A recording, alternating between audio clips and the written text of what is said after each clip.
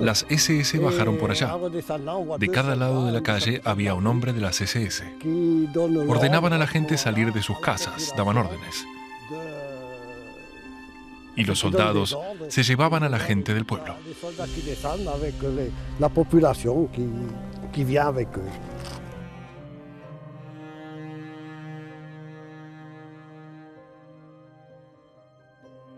In the heart of France, in the tranquil village of Oradour-sur-Glane,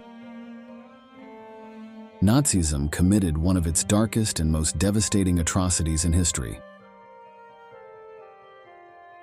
In June 1944, members of the infamous SS division Das Reich perpetrated a tragedy that would horrify humanity with its fatal victims.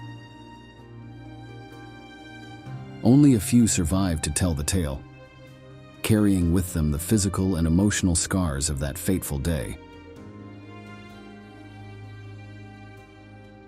In this video, we will explore in detail the massacre suffered by the Welsh village, its causes, its consequences, and the lasting impact it left on the collective memory of France and the world. Get ready for a journey into the heart of the horror of the Third Reich's cruelty. Welcome once again to Military History.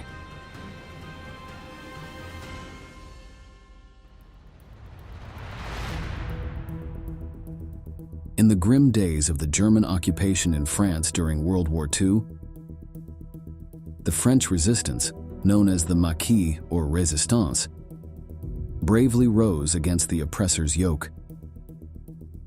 Acts of defiance and sabotage were a defiance of Nazi power and translated into a spark of hope amidst the darkness of the conflict. As expected, the German response was ruthless. Faced with the threat of rebel attacks, the occupying authorities did not hesitate to take brutal measures. Executioners ruthlessly shot hostages, and those suspected of even minor involvement with the opposition movement faced the horror of concentration camps. However, it was the Allied landing on the shores of Normandy on June 6, 1944, that triggered a new wave of bloody repression. With the resistance group intensifying its efforts to undermine German communications and supply lines, Nazi military commanders, influenced by their brutal experiences in Eastern Europe, responded with even greater violence. Thus, in the fields, in the streets, and in the forests, a silent but fierce battle raged between the French rebellion and the German occupation forces. Courage and sacrifice resonated in the hearts of those who dreamed of freedom and paid its price in blood.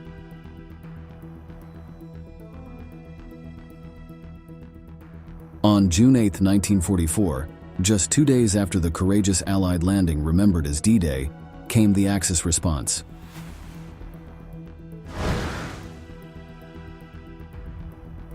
The Supreme Commander of the German Army in the West, Field Marshal Gerd von Rundstedt, issued a ruthless order: crush all opponents quickly and mercilessly. This directive left no room for doubt, as the Nazi High Command intended for the operation against the partisans in southern France to be carried out with the utmost severity. Following these orders, General Karl Heinrich von Stülpnagel, the military commander in France, mobilized several units stationed throughout the country to reinforce the front in Normandy and eradicate any signs of uprising behind enemy lines. Among the units deployed to the region was the feared 2nd Panzer Division Waffen-SS Das Reich, which had been stationed in the southern city of Montauban since January of that same year, ready to take action. Before continuing with the narrative, let's take a moment to learn a bit about the profile of this particular division of the SS.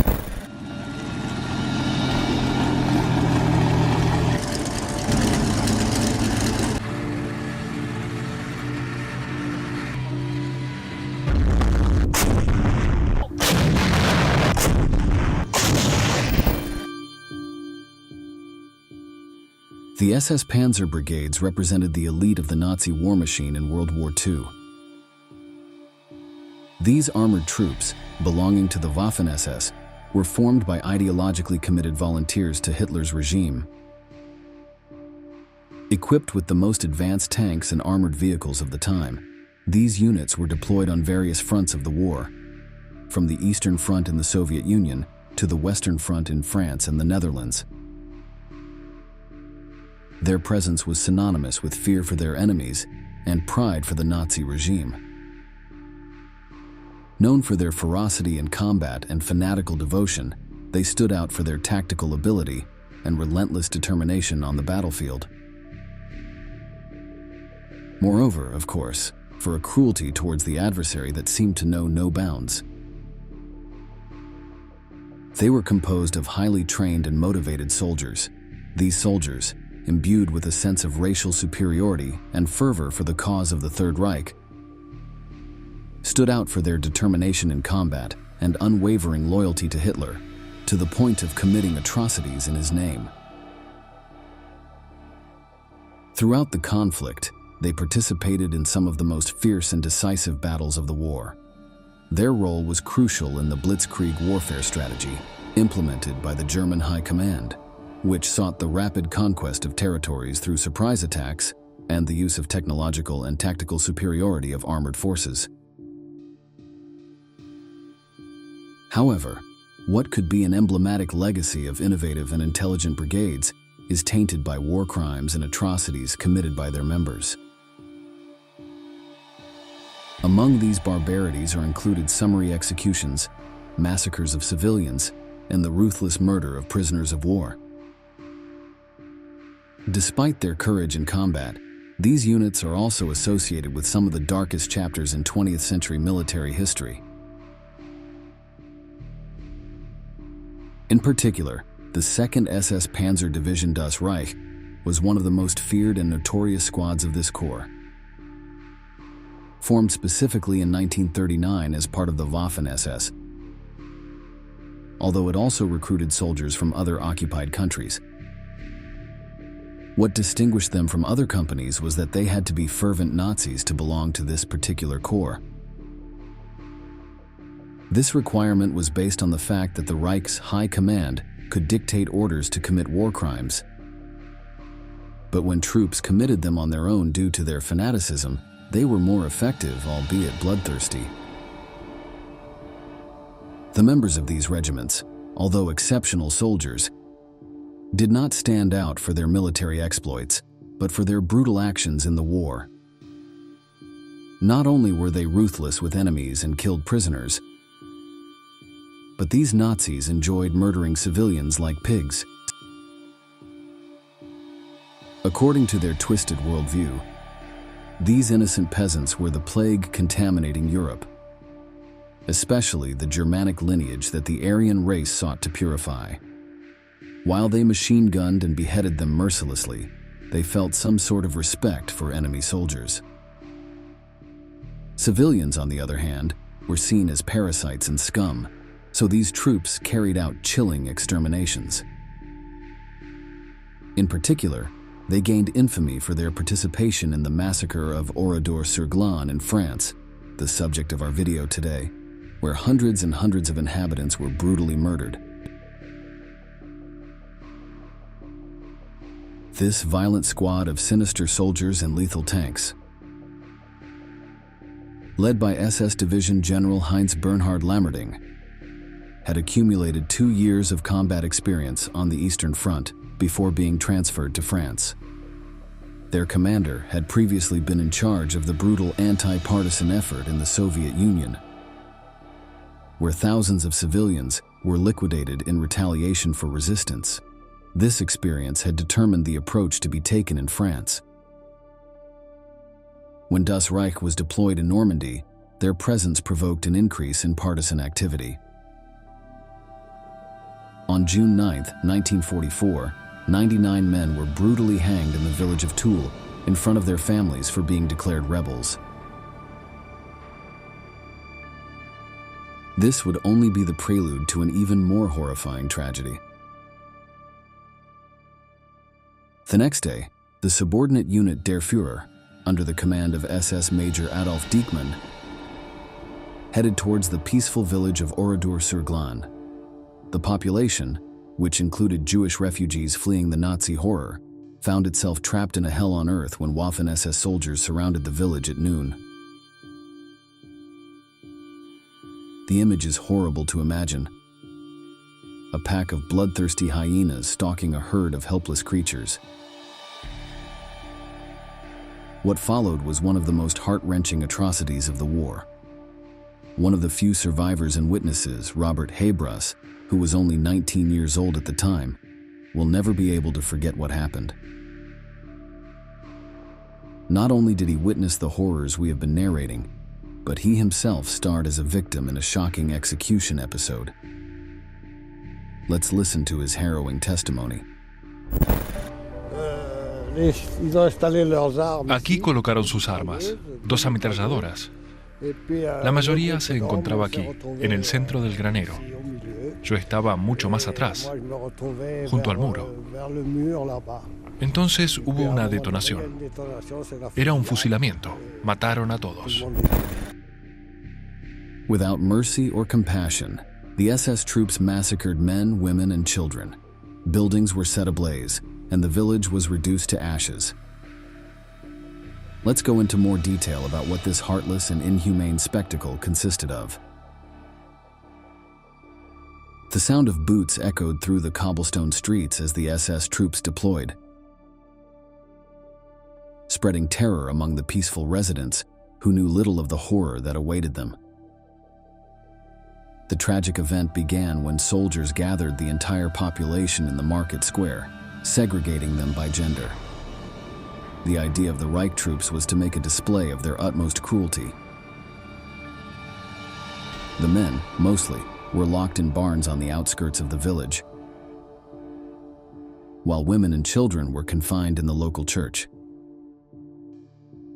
The horrors unleashed by the SS troops in the small French village remain one of the most brutal and least mentioned events of World War II, due to the pain and discomfort they evoke. The brutality of the SS knew no bounds, neither human nor moral. Once the victims were confined, each group in their respective deadly prison, the Nazi soldiers set fire to the barns and threw grenades into the church. The grotesque show of lights, explosions, fire, and screams began. As the flames engulfed the buildings, the voices faded away. Those of the children ceased to be heard first. Showing no compassion whatsoever, the officers of the Führer not only did not show mercy or attempt to help the victims, but they stationed themselves at the entrances of the buildings, preventing any attempt to escape from the fierce fire.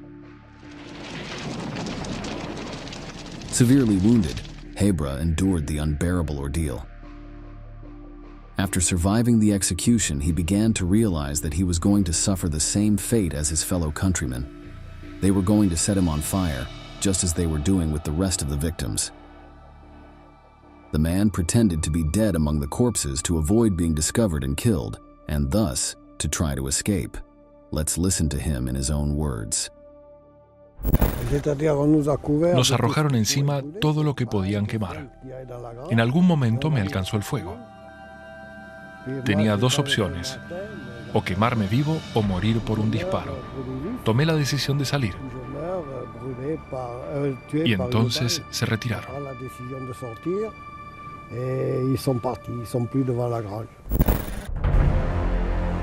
After the massacre, the troops looted the vacant houses. They stole everything that had any kind of value and distributed the loot according to each officer's rank. All belongings, photos, and memories were either destroyed or left aside. As a grim finale, the militias got drunk and doused each of the empty and ransacked houses with gasoline and alcohol. Finally, amidst laughter and jokes, they ignited the fuel with the tip of a lit cigarette. Thus, they reduced the village to ashes. By nightfall on June 10, 1944, the 2nd SS Panzer Division Das Reich abandoned the site, leaving behind a devastating scene. Only 7 villagers managed to survive, all of them severely wounded and spiritually destroyed, including Hebra. Another 15 had managed to escape from the Germans before the massacre began, evading the raid and hiding. However, they couldn't avoid witnessing what had happened, and when they stopped looking because the horror was too much, it was impossible for them not to perceive the smell of burnt cabins and bodies. In one of the churches, Hebra lost his mother and sisters, but he could never give them a proper burial. Let's listen to his heartbreaking testimony.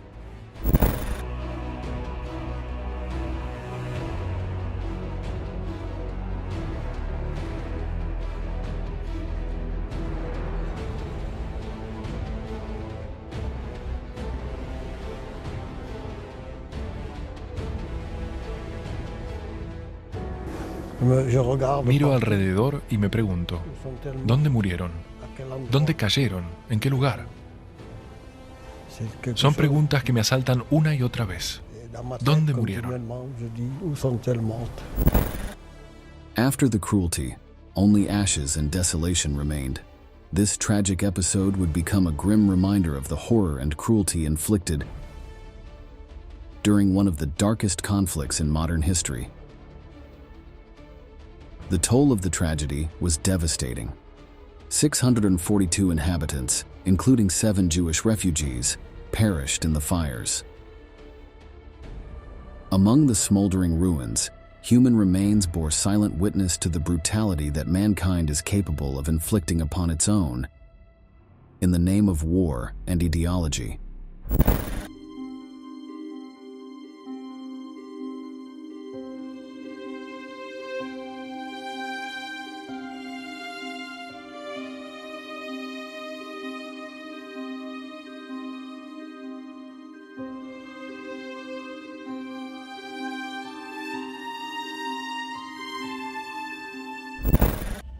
The massacre of Oradour-sur-Glane became a turning point that garnered intense attention both nationally and internationally at that precise moment of the war.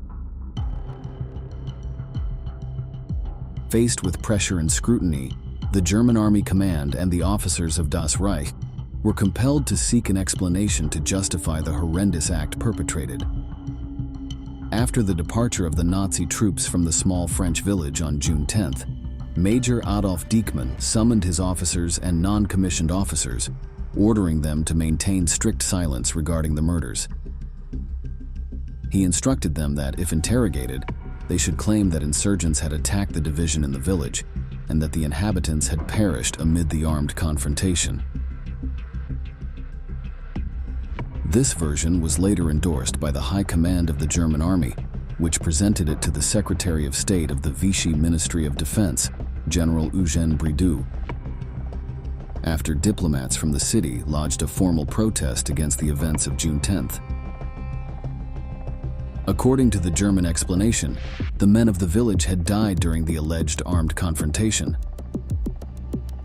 As for the women and children, they had sought refuge in the church. There, they had perished due to the explosion of a supposed ammunition depot that the insurgents had hidden in the establishment. The detonation of these weapons and bullets had triggered a fire. This version sought to calm the growing public outrage and prevent the Vichy government from rallying with the Allies. In the face of the gravity of the events, the commander-in-chief of the German army in the West ordered a criminal investigation into the massacre. However, because the SS operated under a different jurisdiction, the investigation was conducted by none other than the SS judge himself, Major Detlev Ockrent, who based much of his conclusions on the testimony of Captain Otto Kahn from that same force.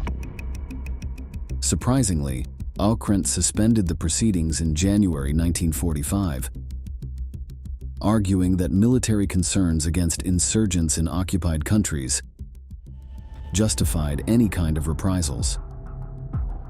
This not only meant impunity for the atrocious event, but also set a legal precedent for the Nazis to ruthlessly annihilate any enemy without paying any cost for it. In conclusion, the massacre of Oradour-sur-Glane represents one of the darkest and most tragic episodes of World War II.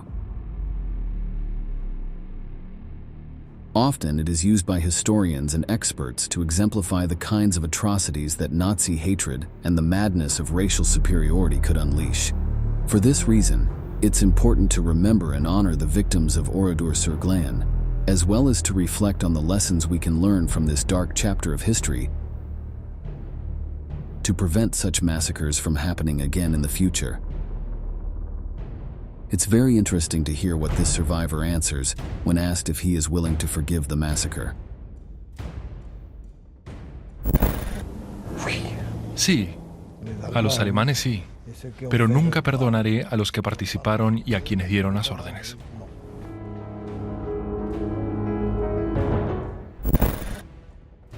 We are approaching the conclusion of this tragic installment.